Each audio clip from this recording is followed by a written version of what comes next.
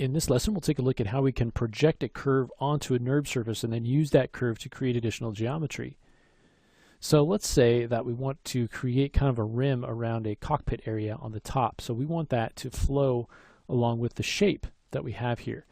So what we can do is go to the top view and actually draw out a curve for that cockpit and then have that projected down onto the top of our existing NURB surface.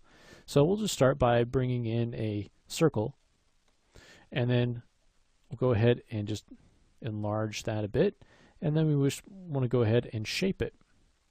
Okay, so I'm going to go ahead and scale this down a little, and then we can go to component mode and we can start to shape this. So I'll pull this point forward and then pull these points up a little bit.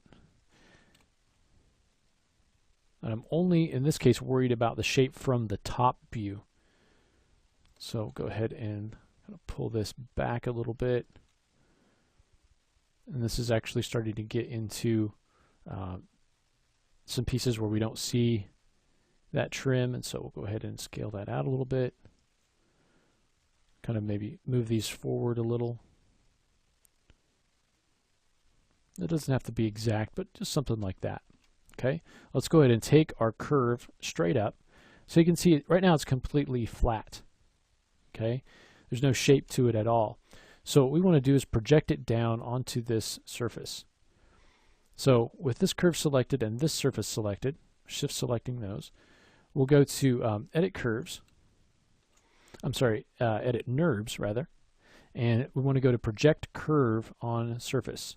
And we'll go into the options, and you can see that you can project along the active view or the surface normal.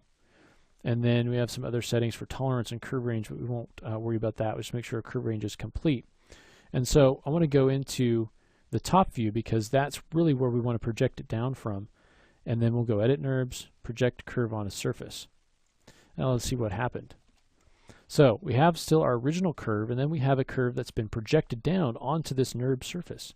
And you can see it here, taking on the shape of that surface. Again, the history exists here, and so I can take this curve and move it around, and you can see that projected curve moves with it.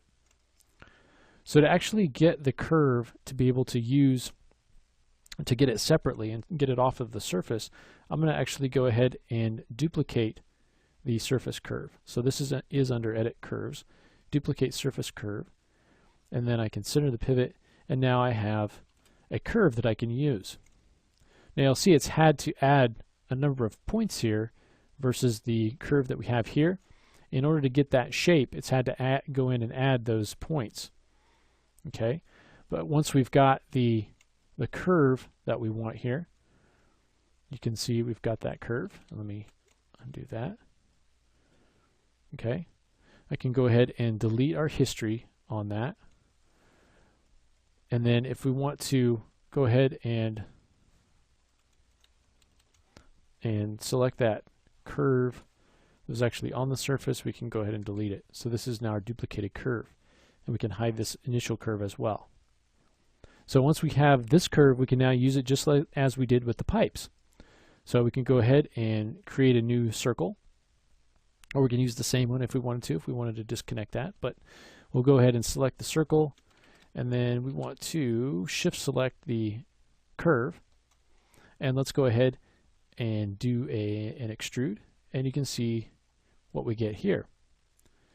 Now let's take a look at how we can modify the shape a little. So we'll select our circle, and you can see we can change the radius or scale it. Okay, so we can change that radius a little bit. We can also come in here and change the shape. So let's go ahead and get a couple of views here. So I'm going to kind of move up in on this view, and then we're going to go into the top view and modify the shape. And let's watch over here what happens. So if I go ahead and start to take some of these points and move them, you can see it's actually changing the shape of this surface.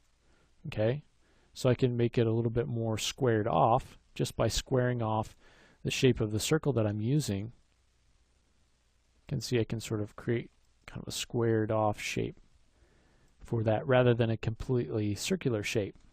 Okay, so your modifications to your circle will follow through to the trim here. So just by using a curve and projecting that down, we were able to get some geometry that's fitted onto the surface.